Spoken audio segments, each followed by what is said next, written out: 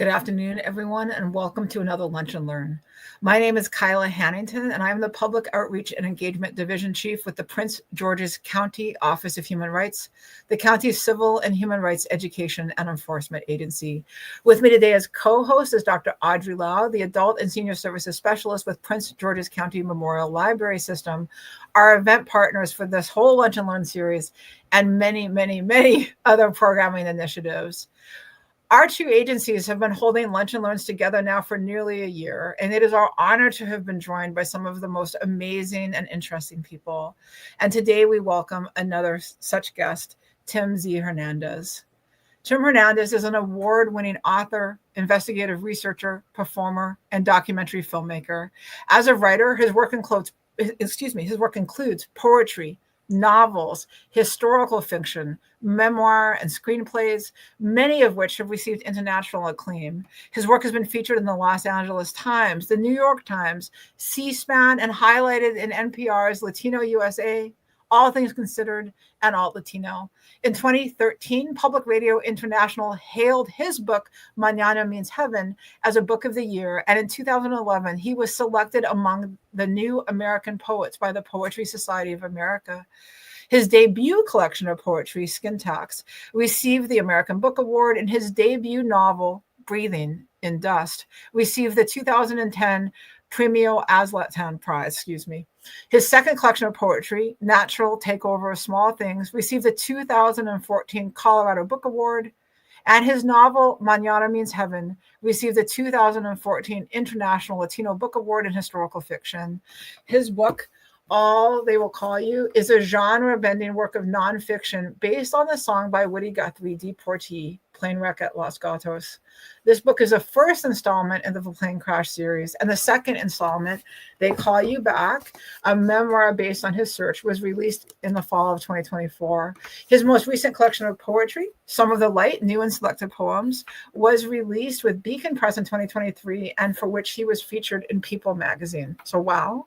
Welcome, Tim. We are honestly so thrilled to have you with us. Thank you so much for being here. Oh, it's my pleasure and an honor to be here in this wonderful part of the series. So thank you for your invitation. Thank you. Could you get us started for, I'm just taking a few minutes to talk to us about your work. We're here, I guess we're specifically talking about this book, but we'd love to hear from you about this whole series.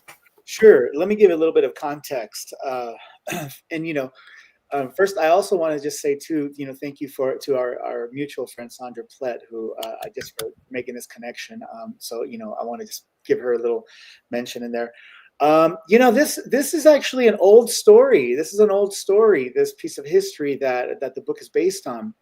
It's a story that took place on January 28, 1948, in which the United States government was deporting 28 Mexican bracero workers. They were part of the bracero program. It was a guest worker program at the time, where the United States, where Mexico was an ally to the United States during the time of need during World War II, while all of the American citizens were off, the U.S. citizens were off fighting the war. They needed folks to work in the factories and in the fields and in the railroads, and so they brought in Mexican workers. This group of 28 Mexicans at the time were part of that program. And at the end of the program, they were being deported back by airplane from Oakland, California to the San Diego border, where they were going to be trained back into their respective towns and communities in Mexico. An hour into the flight, though, the plane crashed. The left engine caught fire. The wing was torched off, and the plane came spiraling down into what is called Los Gatos Canyon, not to be mistaken for Los Gatos, California, which is the coastal region in the Salinas area. This is Los Gatos Canyon, and it's located in central California in the San Joaquin Valley, the agricultural mecca, And so the plane crashed down there, killed all 32 passengers. That was 28 Mexican workers and 4 U.S. citizen crew members, pilot, co-pilot, stewardess, and immigration officer. Killed all 32 passengers. The newspapers only reported the names and profiled the 4 U.S. citizens, the crew members. That was it, and then referred to the Mexican passengers simply as deportees. Did not mention their names. Did not talk about who they were, where they were from at all. Just called them deportees. And to add insult to injury, The remains of the American crew members were all sent back home as far back as Rochester, New York, from Central California by train. All of their remains were sent home to their families. But the remains of the 28 Mexican passengers were basically pushed into a large, unmarked mass grave. And it was considered the largest mass grave in California's history at that time, and never to be heard from again. Their families didn't know what had happened. No one knew who they were. They were buried there for 7 decades without their names, just anonymously. And so Woody Guthrie, at the time, heard about this. He was living in New York, and he had heard about the accident. We think it was probably through the radio at the time, because pretty shortly after, he began to write a poem based on the incident. And Woody Guthrie was really big on the power of names. He had other songs where he just says people's names over and over. By the time this accident happened, he wrote, actually, it wasn't a song. He wrote it as a poem, to be more accurate. He wrote it as a poem in which he attempts to restore the dignity of the passengers, the 28 Mexicans, by assigning them fake names. He doesn't know their names, so he's giving them fake names, trying to restore the dignity in this poem. And in his poem, he writes, "Goodbye to my Juan, goodbye Rosalita, adios mis amigos Jesus y Maria. You won't have a name when you ride that big airplane. All they will call you will be deportee." Well, that song gets picked up later by a college student who turns it into a song, or that poem turns it into a song. Pete Seeger records it in 1957, like 9 years after the incident. Pete Seeger records it, and pretty soon Joan Baez and Bob Dylan and everyone under the sun has recorded that song. We've heard it all around the world, many languages at this point, called Plane Wreck at Los Gatos, Deportee. Well, I didn't know that happened in my backyard. I didn't know that happened where I grew up. I'm the son and grandson of migrant farm workers, born and raised right there in the Central Valley where this accident happened. And one day, as I was researching another book, I stumbled across a newspaper article. 28 people plunge farm labor accident, killed in an airplane crash, and all these people had witnessed it, and just a real jarring headline and newspaper article. When I read it, I instantly, because I'm a fan of Woody Guthrie's, I instantly recognized, and I was not looking for any such piece of history. I was working on something else entirely, but I saw this newspaper article and I instantly recognized this is the incident that happened about the plane crash. And I didn't know that it was here in my backyard. I thought it was California all these years. I didn't know it was. And then all of a sudden, as I read a little further and I kind of dug in a little deeper, I realized that they were buried in this unmarked mass grave. That was, at the time I was living in Fresno. So it was, when I saw this and realized this, I realized that the cemetery where they were buried in this mass unmarked grave was only like 2 miles from where I was sitting in that moment. So I packed up my bags and just took off to the cemetery to see. And I found that, sure enough, there was this unmarked mass grave there. That was in 2010 when I found that article. Here I am 15 years later, having now spent the last 15 years searching for who those families were, searching for the truth behind what had happened. To date, of the 32 passengers, I have found 15 families. And this search has taken me from California to the New York Islands, to use a Woody Guthrie lyric, from California to the New York Islands. It's taken me down into central Mexico, all around Mexico, searching for families, knocking on doors. And that's what this last 15 years of my life has been about. The book that you first showed, All They Will Call You, was the first installment. Thank you. Yeah.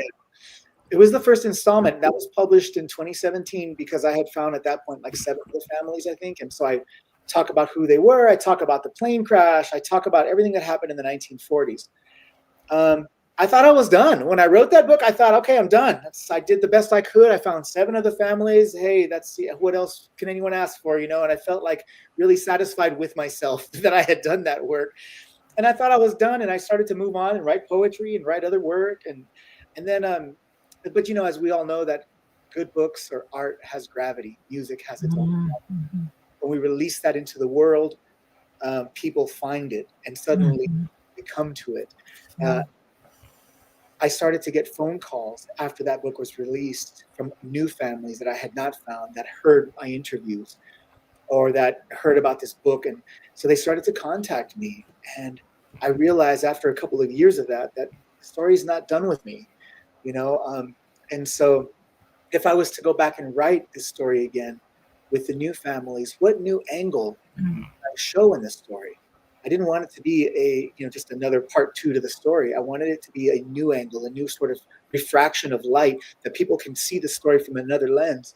And I asked myself over the years, like, what is that? And it occurred to me that every time I do interviews like this or go in front of audiences and talk about the story, I was always getting asked more about my search. What made you want to? Mm-hmm. Why did you go looking? How did you do that? And so it dawned on me that, maybe this is a way for me to reflect now on what the families bring to me personally, and what that means for me. And so I surrendered to the universe.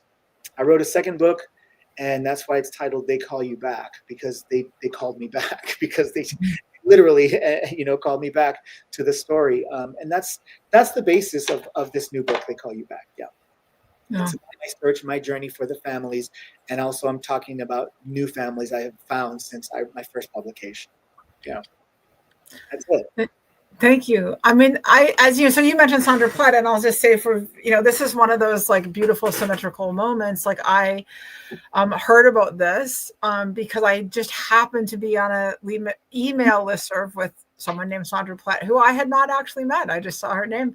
And she sent a message in there about her friend, which is you, and his books, and how even though they had come out a few years ago, they were terribly timely, especially the first one. This one, the memoir just came out in the fall. Right. And so, first of all, like you, I do want to thank Sandra for bringing your wonderful, wonderful books and these really critical stories into my life. But also, as I read them, I was really struck by her words that she had used about the timeliness. You write about braceros, although you note it's the people that interest you, not so much their job title. And I do want to really honor that as well, that it's like there's a lot in there. And I guess we'll just say for viewers, like you need to just dive in there because there's so much. I don't think there's anything we can possibly unpack in the hour that we have. Right. But I'm here in 2025. I'm reading about workers. I'm reading about people who are brought to, who are welcomed into, who are needed in the United States. I use the word welcome in a very loose sense because I'm not sure that's true, but there are people who are needed and asked for and wanted in the United States to do incredibly necessary work, and who simultaneously run the risk of and the reality of deportation. And I use the word deportation loosely because I feel like that has a legal definition that is not what we were experiencing. And I would argue, and I think I would be curious to know what your thoughts are. I'm not sure that's a legal definition for what happened to the people in 1948. That you have people who are in this country. Well, anyway, so I'm going to get to the question. So you write of Herbert Hoover in 1930 doing mass deportation of people, over half of whom are American citizens, which is almost 100 years ago. And here we are. Yeah, that's right. Absolutely. Yeah, it's gotten, I used to say when All They Will Call You came out in 2017, I used to say, it's scary, the sort of similarities, but now it's beyond scary. I can't find the adjective to describe what it is now. We literally are reliving from the same playbook that was happening in the 30s, 40s, 50s, and even up into the 60s as well. It almost feels like the two timelines are sort of transposed right over one another directly at this point. I was reading an article recently from a flight attendant. It was a testimony from a flight attendant who was who's serving on those airplanes today that they're using to deport, which I should say, by the way, is a very performative act. Those giant airplanes deporting and shackled people, it looks great, for their agenda, for the agenda of the administration. That looks like, hey, they're doing what they set out to do, right? However, this flight attendant who was on this airplane or was a part of that process, she was describing the conditions on the airplanes today. And it's to us today, we hear these conditions, and it was obviously, horrendous conditions. A lot of them, some people were passing out. They weren't being given water. The way that they're shackled is inhumane. There were all these things that she was describing that are actually a lot like they could have been taken from the accident report that I've acquired for this plane crash that happened in 1948. The plane was overloaded with passengers. These are the descriptions from 1948. The airplane had passengers' luggage in the middle of the aisles, and some passengers were sitting on the luggage in the aisle. And this is even the official accident report. It's not just because there was also a private investigation. So both reports are talking about people being on luggage in the aisles, crammed in the back. And now we have this flight attendant talking about those conditions today. And then she says something very ominous. She says, I'm just waiting. I'm just afraid. And I feel like something terrible is about to happen, which is almost echoing what Woody Guthrie had said.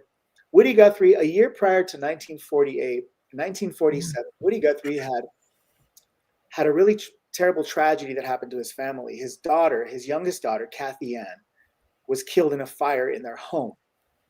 And it was a radio wire that sort of caught her dress on fire. She was just too close to the radio and wasn't doing anything, but the radio just sort of sparked and caught her dress on fire on the day of her birthday, her 4th or 5th birthday. She was burnt to death. So Woody Guthrie, a year before this plane crashed, 1947, he writes a letter. He's obviously in deep grief. He's writing a letter to his friend. And I want to say it was maybe like Alan Lomax or one of those guys, from the Smithsonian. And he writes a letter in which he says, he's venting his frustration about how we're using cheap synthetic wiring in the radios and the refrigerators. And he says, and in the airplanes that are falling out of the sky, and their people's faces are getting marked out in the fall. He says these words 1 year to the date before the plane crash at Los Gatos happens. So he had already sort of had this in his radar and in his mind. And here we are now, all these years, like as you said, almost 100 years later, and we're hearing echoes of the same conversation, same testimonies, and the same incident, the same situation. We're using the same playbook. I don't know. I don't have the words for it, to be perfectly honest with you. I think that's why I write, because I'm trying to figure that out. What does it mean, and what is my role? More importantly, what is my role in it? And that speaks to, I think, the ethos of not just this book, but in any of the writing I try and do. It's always, it's too easy to point fingers. It's too easy to say there. I always try and ask myself, where am I in this? Like, what am I? How am I contributing to this? Or how can I, offer something to this conversation that's inclusive rather than divisive? That's always a concern of mine. So, to me, that was also what I tried to do with They Call You Back, was talk about this incident in a way that was an invitation into a conversation rather than a polarization. Audrey, I promise at some point I will let you talk. after this. But I do want to respond to this, because early in so both Audrey and I have been talking about this work, and we've both been so moved. And early on in They Call You Back, you write of this realization you have at 10 years old. Your family reconnects you with your Uncle Virgil. And you say to search and to love were synonymous. And so you've just talked right now about what's my role in this. And you think about this as you're writing. And one of the things that struck me as I was reading this is that, and this quote is like, I want to talk about love, because one part of your writing that really struck me in both of these books, I read this one first in preparation. I thought, let me read this and then I'll move on to this. So I did them kind of in order. Thank you. I was so struck. Your writing is so remarkable, and for many reasons, which we can talk more about. But one of the things I want to talk about now is love. Like, I think you just infuse both of these works with so much love. Yeah. And Audrey and I have talked a lot about, there's a lot of tears were shed, many tears. Yeah. And one of the things we talked about just before you joined us, actually backstage, was that a lot of the parts of the work that brought us to tears actually come out of the kindnesses and the lovingness. So I think there's a question in there somewhere about how you bring so much love into the work and into the people, and elevate the love of these families for their lost ones. It's, for me, writing has always been a very cathartic and personal journey. It always has. That's writing early on, as I've even mentioned in They Call You Back briefly. It found me at a time when I was in a deep grief over what had happened with my Uncle Virgil, who was like my older brother. He lived with us and really treated me like I was his kid brother, it was born from that grief, because prior to his death, his tragic, unexpected, untimely death, I was a painter. I wanted to paint murals, and also a baseball player. I was an athlete, and I had no desire to or thought of myself in any kind of terms like I would be a writer or a researcher or any of that. And so when that happened, writing instantly became that for me. And I feel like that's something that's always been important for me to retain, is even now as I'm in the academic world and I teach creative writing, for me, it's less about even publication. It's less about the craft. Writing first and foremost is always about me trying to make sense of my life and my place in the world. And that includes my flaws, that includes my imperfections, that includes things I'm struggling with and challenges, which are all in They Call You Back, as you saw, as you read. But here's the thing is, so for me, it's always about working from the inside out. I want change in my community. I absolutely want change in my community. I want people to treat each other kinder. I want that. That's what I hope for. That's the manifestation I hope for when I write every time. But I can't, it feels disingenuous if I'm going around preaching at that angle, like talking about the community and what the community needs to do, quote unquote, needs to do. I feel it's more a genuine approach if it's coming from where I'm at in my life and what I'm struggling with and where I'm trying to figure things out. So that's always my approach to writing. That said, the love factor, as the book points out, early on when I was a kid, we began searching for my uncle. We searched for relatives at times. One of my baby uncle, an uncle who was a baby who I never met, was buried in an unmarked grave also. That was my earliest memory of searching for someone. Then later on, my other uncle who would go missing at times, and we'd go searching for him. And there was something always, as I wrote in the first, I think, chapter, my mother's search for answers, that I was, as a kid, witnessing. Only later on would realize that this is the way she loves. She searches. She's trying to rescue. She's trying to save because she loves. And then later on in life, as I found myself searching for these families, or even prior to this book, it was B. Franco, Jack Kerouac's The Mexican Girl on the Road. It started to occur to me that, every step of that process, I was interacting with relatives or family or community. And every time I would ask a question or search, as I was searching, the responses were always coming from a place of love, always, and then it occurred to me that, even just this act of searching for people is a love on a different scale, right? Like on the individual scale, I'm searching for my uncle, and that's okay, I love him. Or a relative we search for, we love that relative. But on a communal scale, and dare I say maybe even a global scale, that when we begin to search for answers, to help people, provide people closure, or just even answers, in their lives, then that is a communal act of love, is what we're doing. So for me, once I sort of acknowledged that and realized that, it became really one of the threads of these books anyways, is this is love. And if it is love, then how am I responding to that as I move forward, or as I face obstacles or challenges? I started to look at it like a pursuit of love, and then that really started to change even some of the language and what I was working on in the narrative. And so that's why I think it comes through. And I'm glad to hear you say that, because it feels like maybe that was successful. Oh yeah, it was You never know it's going to work. Helpful. I said that one of my comments to myself over here on the screen was that both of these books, like, they called me to be a better person. Like, seriously, like I really felt that. So, I mean, they're just really extraordinary. Audrey, I'm going to hand it over to you for a second, but I do want to share, we've got some audience comments.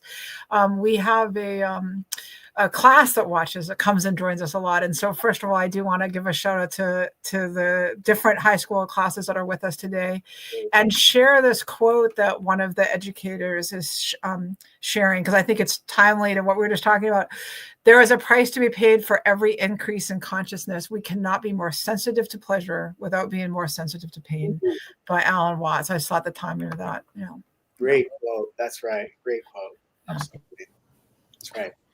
So I guess one of the things that I think is really interesting about the last few books that we have and the authors we've had is there's this this kind of raising of awareness of a community. And one of the things that I was really struck with your book, and I'll ask maybe later about methodology and things like that, but recovering family, honoring the dead, giving justice to the dead is a spiritual, cultural, historical, and familial vocation. It's a word that you don't use, but it's a word that I love, because there's a difference between work and vocation. And one is that, you do it, and, but vocations are called. You are called. It is, you are the one meant to do this work. And I do think that you are the one who is meant to do this work. And if you haven't read this book, I want you to read this book, because it is, to me, one of the best examples of how one finds one's calling, and not one's work, but what you are meant to do. It reminded me, and I told Kyla this, there's a priest in France whose name is Patrick Desbois. His book, the library has, it's called The Holocaust by Bullets, and it's his journey to uncover the mass murder of 1.5 million Jews who died in mass graves in areas of Russian-controlled Nazi territory now. He's devoted his life to basically metal detecting. I mean, he goes and finds bullets and knows that each of those bullets belonged to who ended the life of a person.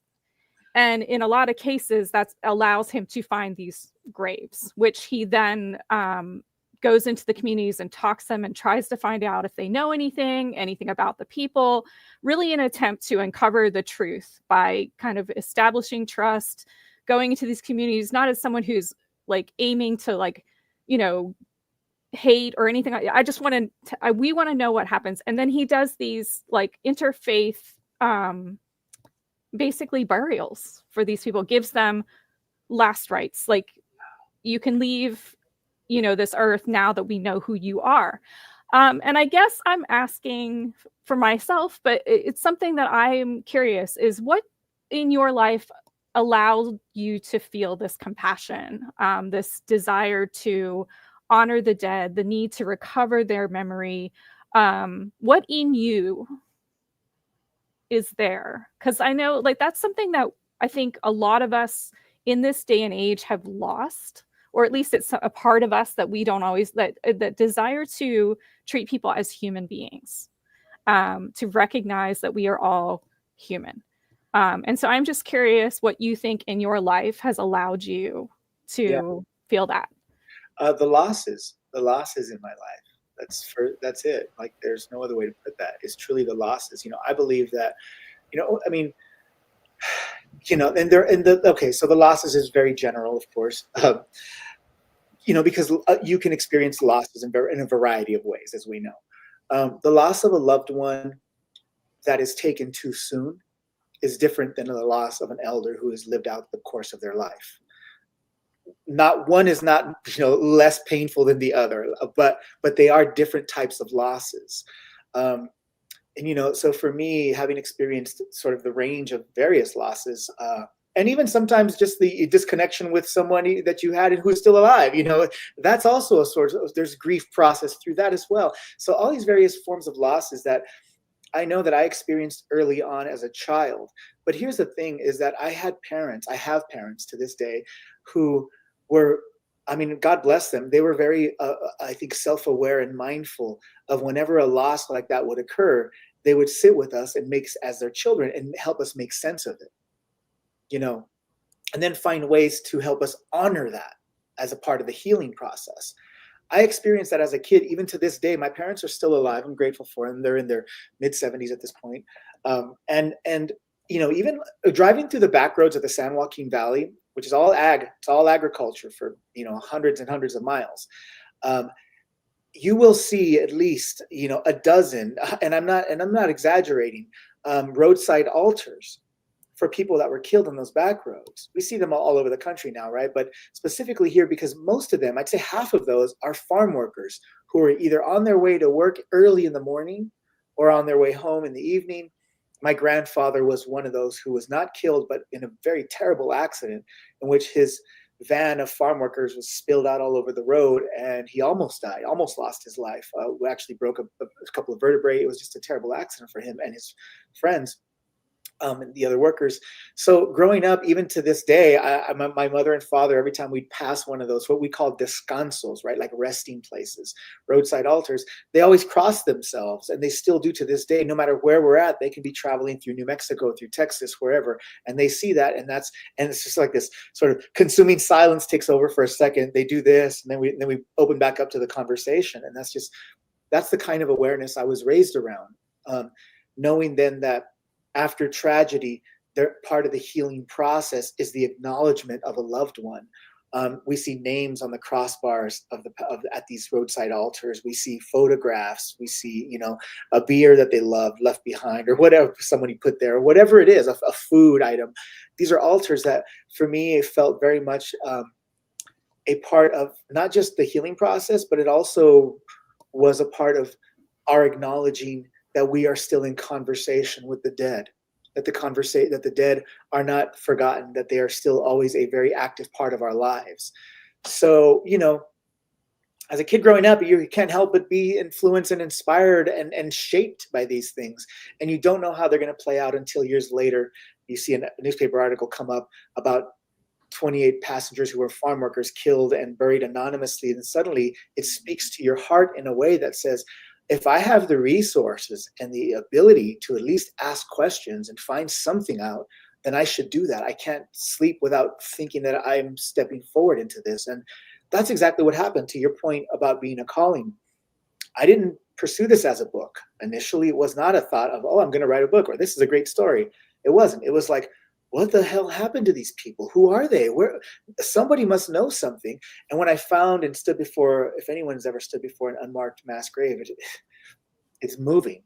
It is very moving. And I stood there, and knowing that there were the remains of 28 souls underneath here, no names, no marker, their families didn't know what happened to them.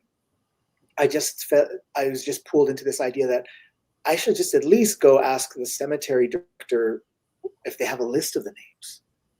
And then all of a sudden, here I am 15 years later, traveled many, many times all across this continent pretty much to find these families, and I have no desire or no intention to stop until I found every last one of them. Yeah. 15 families in 15 years is where I'm at right now. Which is impressive. I was just wondering if you could just talk a little bit about the memorial that you put up on the crash site. You say, pay attention to memorials. My advisor is a historian of memory, so he taught me how to read memorials, specifically his Civil War memorials. But it's something now that I've learned to do, because the people who put up memorials really think about what they're doing. And so I'm just curious, can you tell me a little bit about the intention that you put into that memorial, like which way it faces, what kind of materials you use, the way that kind of thing? Yeah, there's always a committee of people who are putting a lot of thought into the memorial. And that can be it can be on either side of the idea. The memorial can be in great service and help and healing for the families people who are affected by it. And it could also be an intentional intentionally furthering an omission, a historical omission or an erasure. So we have to be mindful of them. I definitely feel that way. So there were two memorials, actually. The first one being the new headstone that we installed in 2013.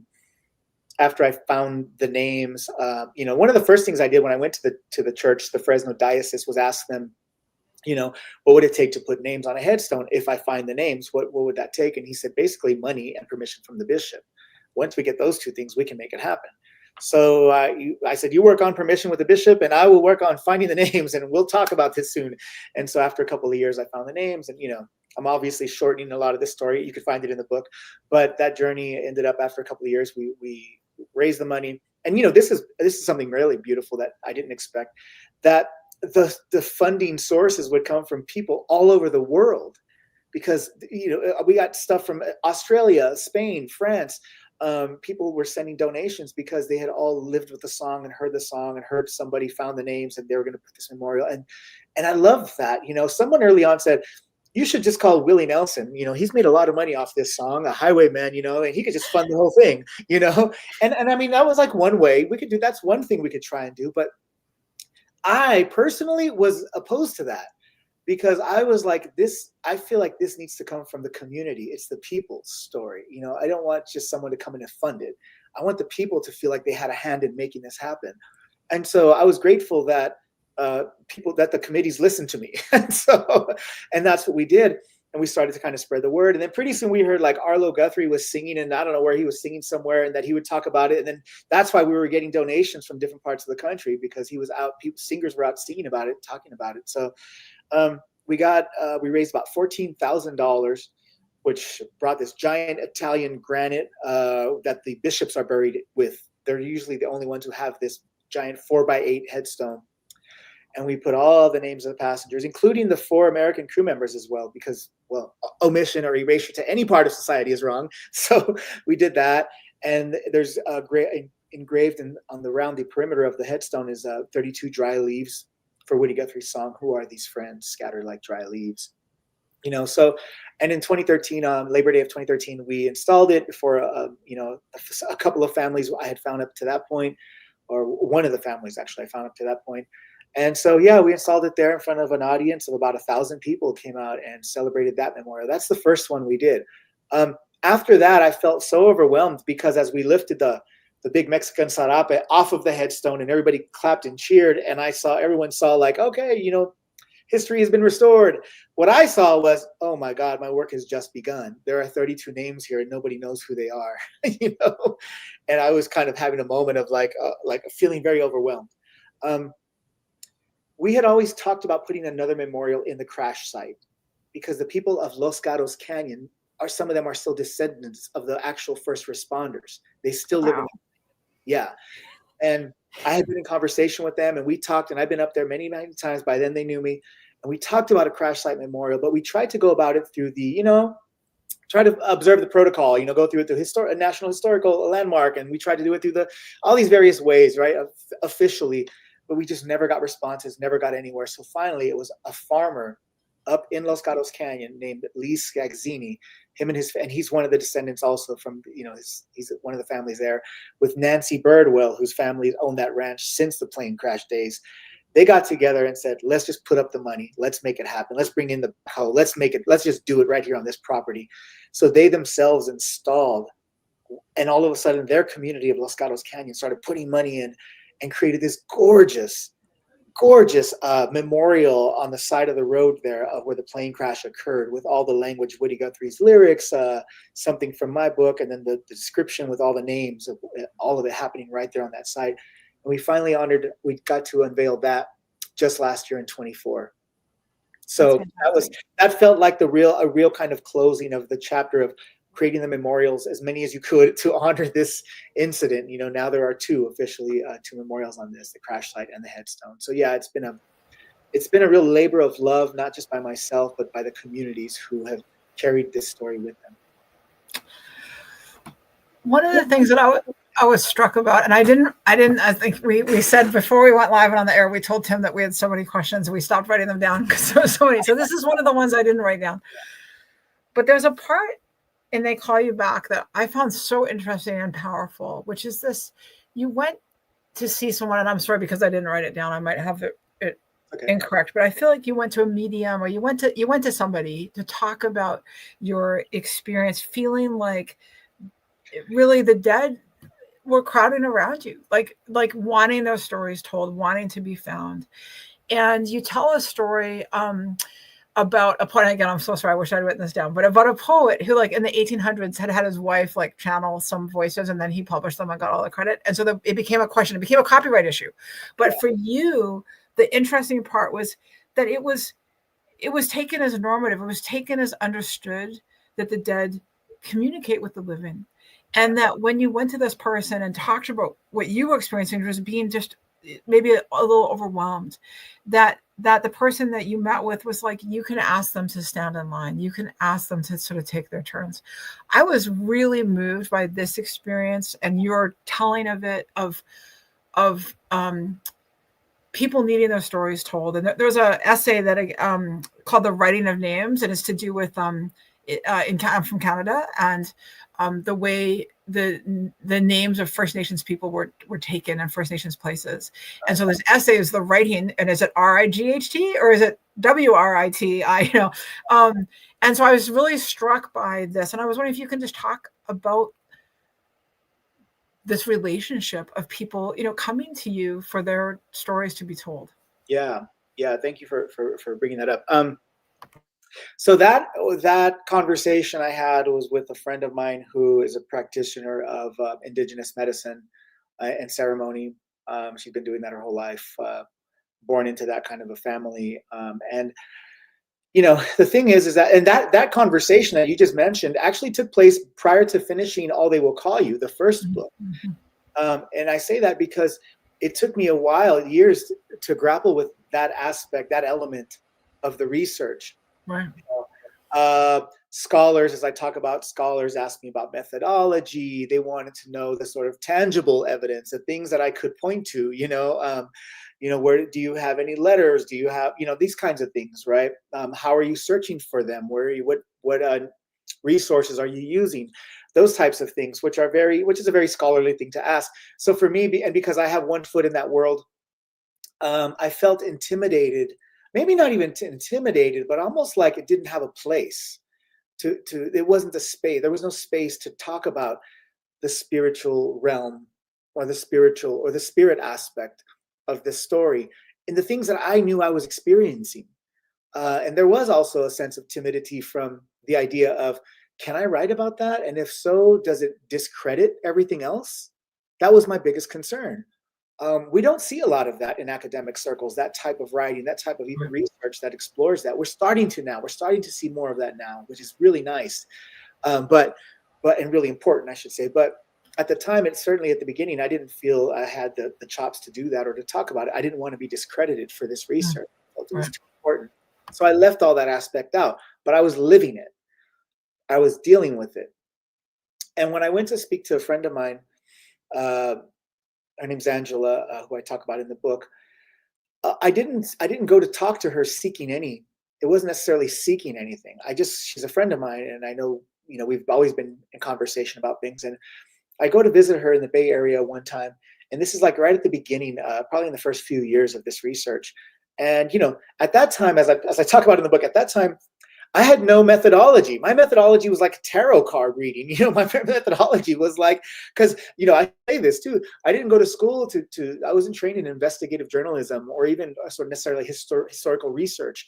I was trained as a poet, and poetry has its own investigations, no doubt. But that was my it was always more intuitive, and so I would cut up once I found the list of names, I was cutting up the names into these small little papers and spreading them out on my table, and just kind of almost just really dimming my light, and just like you would sort of a seance, I was intuiting.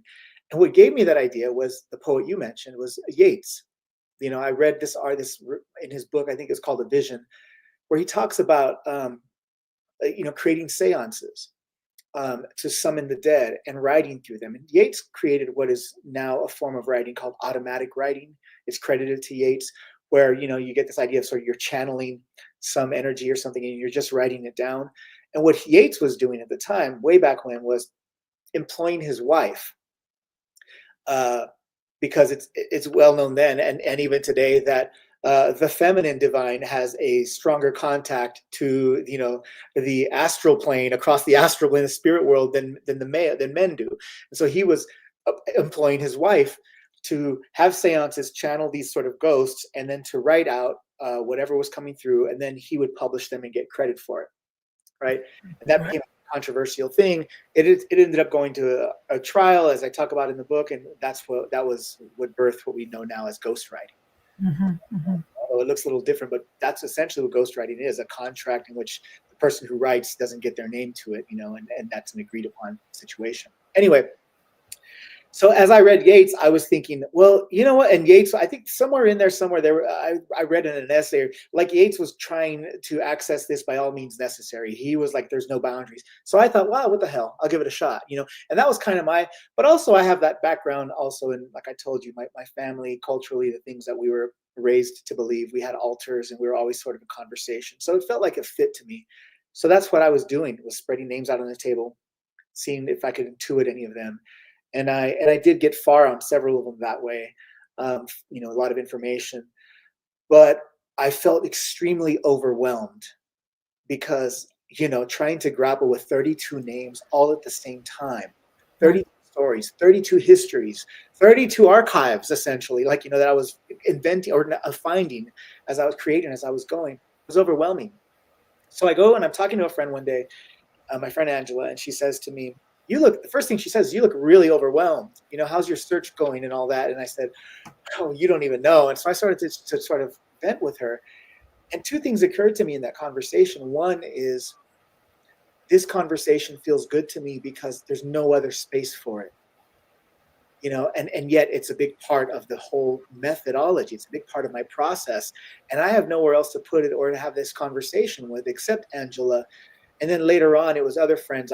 Once I realized that, I was like, okay, now I'm seeking other friends who have this background so I can have conversations with. Angela's the one who, and then the second thing was Angela told me, well, I can imagine it's overwhelming because it's like having 32 people all trying to tell you their story at the same time. You can talk to them. You can tell them to get in line because you can listen to their story better that way. And then we talked about how to make offerings and all of that. And then it changed everything. The moment I went back to the crash site, I made an offering and I asked them to get in line. They started to come one by one. And in fact, what's strange is that they start to come around January and February is the time of mostly find me. Their families find me every January, February, without fail. Every year, January, February, a new family is finding me. It's been, it's incredible. And that's been super helpful. Yeah. And so that's why I decided now I'm going to write about that in this book. I'm just going to come out the gate, page 1, and say, this is what's happening. This is the story you're about to enter. Yeah. Just to kind of piggyback on that, this is now your second book on this. Yeah. And one of the things I love about this, and I haven't read the first book, it's on interlibrary loan, it should be coming in, but this idea of inaccuracy versus like an actual lie is, that's where we are in this world. And what I love about this book is your ability to say, I didn't get this right the first time, but I didn't have this person who's telling me this new idea. And so like one of the terrible things about 20th century history, in my opinion, less than 19th, is that all of a sudden there's this new source who comes along and just ruins your day. But it's in a good way. Like it happened to me the other day. I was listening to a book on the Civil War and this guy started talking about horse racing. And I thought, oh my gosh, I hadn't even considered horse racing, and and this is why I say, like, it's one of those things, like, again, this vocation, and this is a lifetime project. This is, and anyone out there who wants to get a PhD needs to love their topic. I mean, because you are with it forever and you've been with it for 15 years. So, and you talk about these moments as a way to step back and reconsider, and where am I not looking, and what haven't I considered? And so, like, when you talk about revisiting this, what is the next iteration of this story for you? So the next iteration, I don't know. I know that I'm still, so on the practical level, I'm still collecting the history. Families are finding me. I'm still finding families. Although these days I'm doing less of the searching because I feel like right now there's a steady flow of families who are finding me. And also now I believe in the power of the books being out in the world, doing their thing, And also, as I say in the books, I'm not searching for a story that isn't searching for me, I'm trying to force an agenda to, at least to the best of my ability, at least as conscious as I can be about that, And so, and that's exciting because that poses a whole bunch of possibilities for the next iteration. I'll give you one example. The only Mexican female passenger on the airplane was a woman named Maria Rodriguez Santana. The only female Mexican passenger. She was found with blue baby clothes laying beside her. Well, the family found me in 2018, and I found out who the blue baby clothes were for. That man is still alive. He was a baby then. And I guess he would be the great nephew, maybe the second nephew removed from. So his aunt Maria is the passenger. His name is Mike. This young man named Mike. He's an inner city school teacher. He teaches ethnic studies in Los Angeles area, and he teaches his students about erasure and omission, historical erasure, and he really is like gung ho about this subject. And so he's the researcher for his family.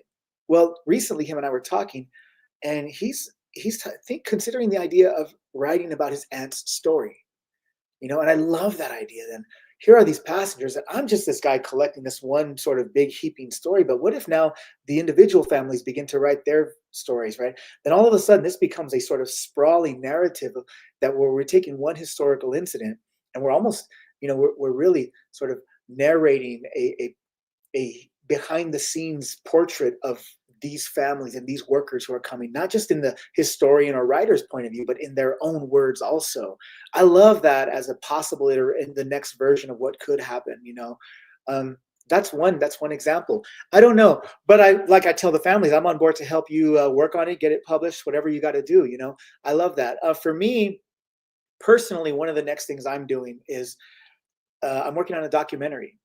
And since day one, pretty much, I'd say since 2000, maybe a couple months after the initial newspaper report, maybe 2011, I began to document everything through photographs and a lot of video and even audio. And at first, I wasn't thinking of it as a documentary. I just was documenting, and over the couple of years would pass, then all of a sudden a videographer friend would say, you know what, I could get high quality footage for you. And then he'd follow me for a month or something, and then that would be gone. Then I'd use different cameras. And so over the 15 years, though, I've basically amassed this collection of footage from my first searches into Mexico. Got to go to Pete Seeger's home in Beacon, in New York, and interview him about the song and all these different versions of things that were happening. The California State Senate is on video also when they formally acknowledged this plane crash for the first time. So I'm at a point now where I'm going, okay, well, I have all this footage. How do I intentionally put this together as a documentary at this point? And so that's where I'm at now. Got a couple of producers finally on board. And so we're working on that now. That's where all of my focus is at. That's in the immediate anyways. As far as books go, I don't know. I think I'm just going to wait and see what time reveals. I think I'm going to probably continue the search for many, many years to come. So I'm pretty sure of that. So we'll see. Yeah. One of the things, actually, I'll just say now, of course, keep us posted about the documentary. We all want to see it. And, so please don't forget us when it gets a little bit closer. A lot of really beautiful footage. I mean, I just can't wait to share it. You can't get it in a book, even in a book, So yeah, I'm excited about it. Well, I mean, I was so struck reading these, I believe you that we can't get it in the book, but I do want to say that your writing is so evocative, and I felt like I could see if it, all of the things that you described across the two books, you did it in such a way that it felt to me like watching a movie. I could see it, I could feel it. And that kind of takes me to a question I have where you talk about stillness and you talk about actually in relation to language. I love what you said about Spanish and being able to hear it and be in it, but maybe not being able to respond, and what that meant for you as a listener. And you have your university and your Buddhist practice, and so you talk about searching and being searched for, being sought out, and this presence and what it means to be present, and this stillness and intentionality around being present for people. And I think my memory is that you talk about not being present. Yeah. With Virgil, right. At the last chance you had to be present, and how that then, this real intentionality. And I think about how many times I've had a conversation with somebody that I love. Mm-hmm. Hold on, let me act it out. Yeah. A conversation with somebody that I love. Yeah. Got your phone. And the moment they walk out of the room, I realize I can't remember what we talked about. So can you just talk? I know we're almost getting close, but can you just talk to us about how we all can, what it means to be present in the lives that we have with the people that we have? I mean, it's everything. It's the only thing, it really is the only thing. It's easy to immerse ourselves in things of the past, instances of the past, or a sort of projected future.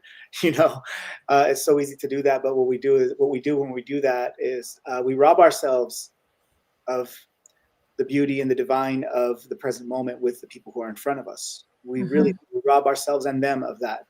And even if it's just a conversation that's about sort of practical matters or errands you have to run, there is so much magic inside of that, so much love inside of that.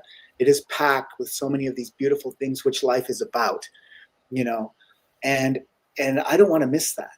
And I have to remind, and it is a practice. It's a practice, right? Because the mind does what it does. The mind will carry us forward. We have things, tasks to attend to, bills to be paid, all these things. So the mind wants to launch forward. It's built to do that. It's designed to do that to some degree. But so then it's a practice of how do we corral the mind? How do we become aware enough so that we can also train our mind to catch whenever we don't need to be doing that, when we don't have to be doing that, right? Because there are times when the mind does need that. It serves a practical purpose, but not all the time. And probably I would even guess not most of the time. A lot of the time we can be present and we can participate in that wonderful meal we're sharing with somebody, or conversation we're sharing with someone. And for me, in terms of the research, how that extends into the research, it's kind of funny because at the beginning of this research, I was carrying around, as I said, I was a one-man show documenting with a camera and documenting with my notepad and an audio recorder. And I'd go in and meet families and I'd go into their kitchens with them and I'd have all this equipment with me. There's photographs that I look at now of myself 15 years ago and I laugh. I'm like, oh my God, what was I thinking with all this stuff, And I can imagine the families just being sort of turned off from wanting to share. That's intimidating. And then at some point it occurred to me that I think through my practice of meditation and being present, I can actually retain as much and probably even the more essential things if I'm present with them versus having to capture all these other things, right? I wanted to capture sounds. And so I started to do that as a practice. I'd sit with families and take nothing with me, and maybe just have only 3 questions that are in my mind and take nothing else and sit with them. And really, as they're talking, kind of enter this meditative state and that's something I practice to this day, where I'm just telling myself, be nowhere else, just be listening and be present. What do you hear? All the sounds around you. What smells are entering your nose? What's the temperature like on your skin? It's being present. And I learned that when I go home and write that experience, I retained way more than I ever thought I would retain. And it felt to me less like I was transcribing something and more like I was almost like transmitting something. It felt different. Quality felt different in the writing. And I hope, and that's important to me because I don't want to write about people's lives. What I'm trying to do is, it really is transmit to the reader. This is the experience. This is hearing them. This is what it is to hear Casimira Navarro Lopez tell you the story of how she loved Luis.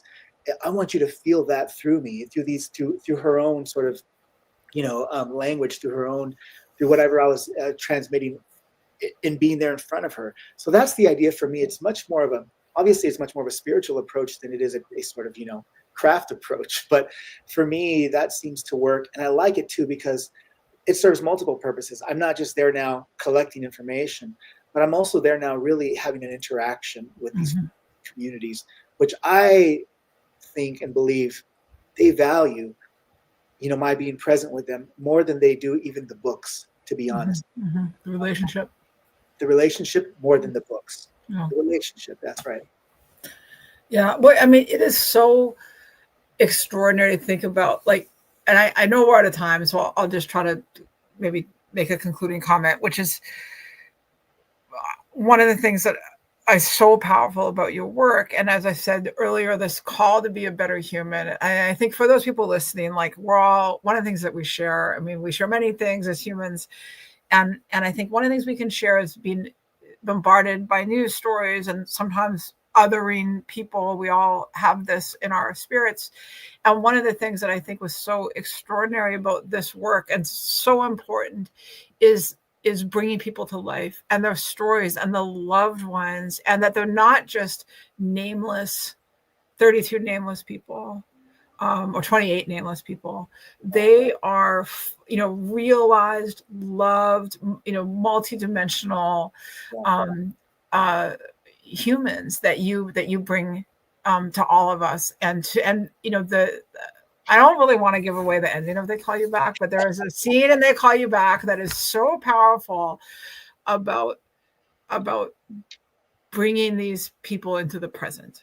And I think with that intentionality and that focus, and I'm going to cut myself off because it is 1 o'clock and I want to be sensitive to everyone's time.